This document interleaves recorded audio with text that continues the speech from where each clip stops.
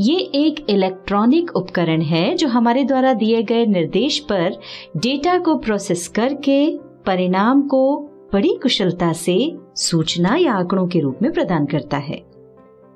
अब अगर हम बात करें कि कंप्यूटर का कहाँ और क्या उपयोग है, तो आज के युग में हम अपने घर, ऑफिस, बैंक, स्कूल, कॉलेज, अस्पताल इत्यादि सभी स्थानों पर कंप्यूटर का उपयोग देख रहे हैं।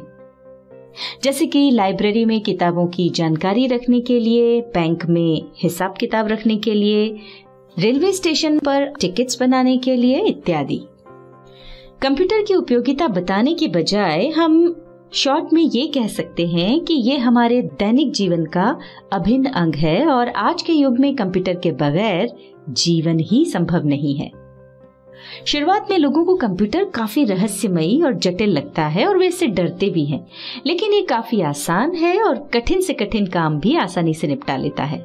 यदि आप धीरे धीरे और ठीक प्रकार से सीखेंगे तो कंप्यूटर आपको बहुत आसान नजर आएगा।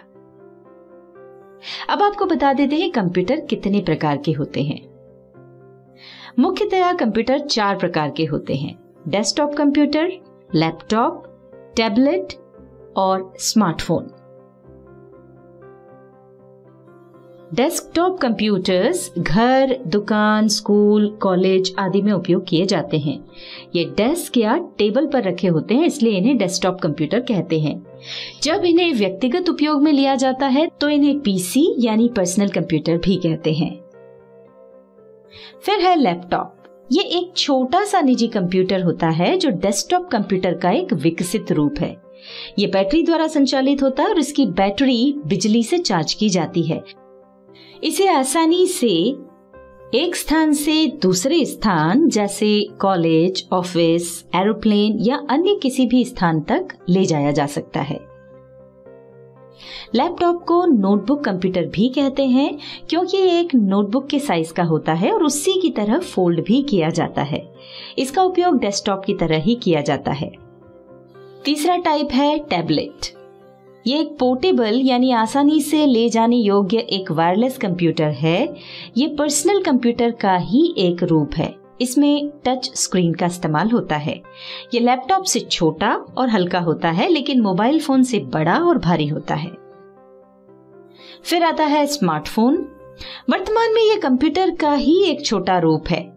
दोनों में बस थोड़ा सा फर्क है। स्मार्टफोन को आसानी से जेब में रखा जा सकता है और कहीं भी ले जाया जा सकता है, पर कंप्यूटर के साथ ही संभव नहीं है।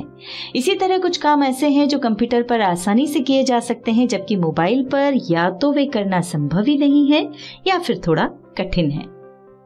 अब हम बात करते हैं कंप्यूटर को स्टार्ट और शट डाउन करने की, यानी चालू और बंद करने की। सबसे पहले आप कंप्यूटर से जुड़े मेन स्विच को ऑन करें, जिससे कि कंप्यूटर को बिजली यानी इलेक्ट्रिसिटी प्राप्त हो सके। प्रायः बिजली सीधे कंप्यूटर में ना भेजकर यूपीएस में भेजी जाती है और यूपीएस के द्वारा कंप्यूटर को दी जाती है।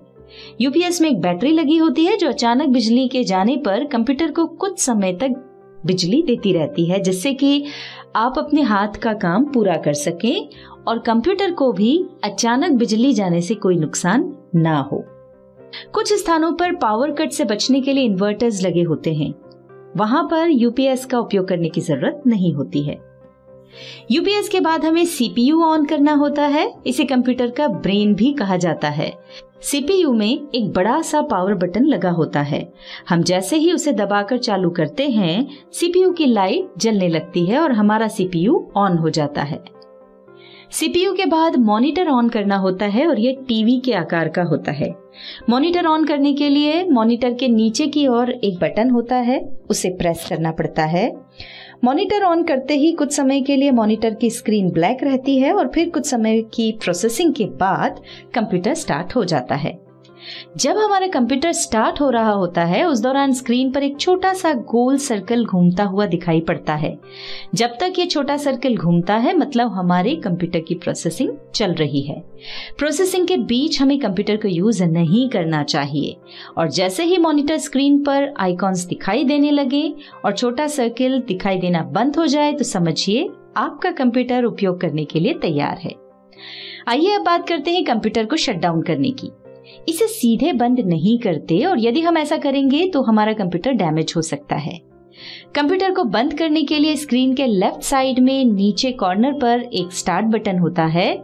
उस पर माउस का पॉइंटर ले जाकर माउस के लेफ्ट बटन को क्लिक करेंगे, या कीबोर्ड में भी कंट्रोल और ऑल्टर की के बीच स्टार्ट बटन होता है, उसे प्रेस करेंगे।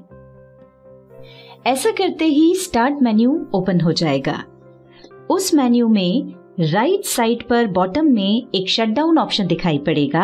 आप उस पर क्लिक करके कंप्यूटर को बंद कर सकते हैं। अभी हम इसे बंद नहीं कर रहे हैं, पहले कुछ और महत्वपूर्ण ऑप्शन समझ लेते हैं। उसके लिए शटडाउन के आगे दिखाई पड़ रहे एरो के निशान पर क्लिक करें। ऐसा करते ही एक छोटा मेन्यू ओपन होगा जिसमें कुछ ऑप्शंस दिखाई पड़ेंगे।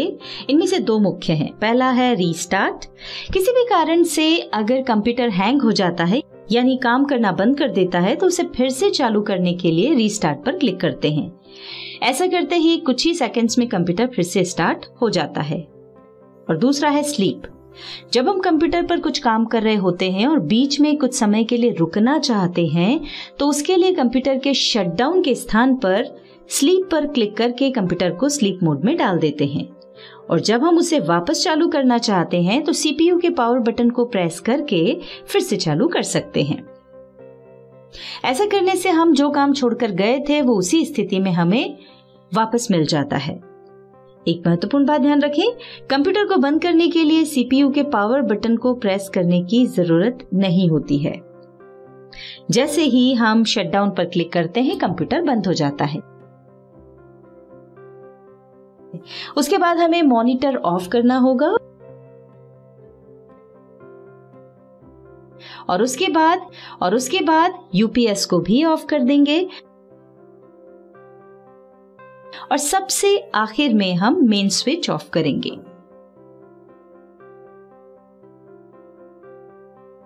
तो इस वीडियो में आपने कंप्यूटर के बारे में बहुत सी जरूरी जानकारी प्राप्त की। अगले वीडियो में हम आपको कंप्यूटर के बुनियादी हिस्सों के बारे में यानी उसके बेसिक पार्ट्स के बारे में जानकारी देंगे।